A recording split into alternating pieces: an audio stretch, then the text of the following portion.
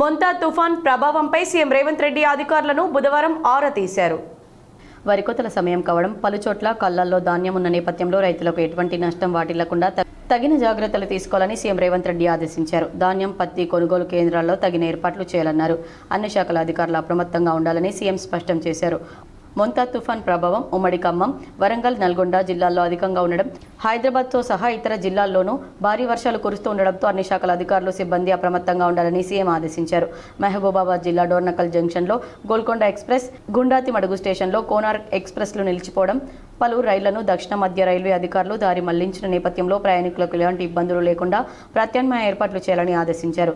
తీవ్ర ప్రభావం ఉన్న చోట ఎస్డీఆర్ఎఫ్, ఎన్డీఆర్ఎఫ్ బృందాలను రంగంలోకి దింపాలని జిల్లా కలెక్టర్లు ఆయా బృందాలకు దిశానిర్దేశం చేయాలని ముఖ్యమంత్రి సూచించారు. హైదరాబాద్ నగరంలో ప్రజల నుంచి వచ్చే వినతులకు జీహెచ్ఎంసీ, హైడ్రా, ఎస్డీఆర్ఎఫ్, అగ్నిమాపక శాఖ సిబ్బంది తక్షణమే స్పందించాలని సీఎం ఆదేశించారు. వాగులు, వంకలు పొంగే ప్రమాదం ఉన్నందున జిల్లా అధికారులు అప్రమత్తంగా ఉండాలని, లోతట్టు ప్రాంతాల్లోని కుటుంబాలను సహాయక శిబిరాలకు తరలించాలని సీఎం ఆదేశించారు. నీటిపారుదల శాఖ అధికారులు, సిబ్బంది రిజర్వాయర్లు, చెరువులు, కుంటల నీటి మట్టాన్ని ఎప్పటికప్పుడు పరిశీలిస్తూ నీటి విడుదలపై ముందుగానే కలెక్టర్లు, క్షేత్రస్థాయి సిబ్బందికి సమాచారం ఇవ్వాలని సూచించారు. పూర్తిగా నిండిన చెరువులు, రిజర్వాయర్ల వద్ద ఇసుక బస్తాలను ముందుగానే సిద్ధంగా ఉంచాలని సీఎం సూచించారు.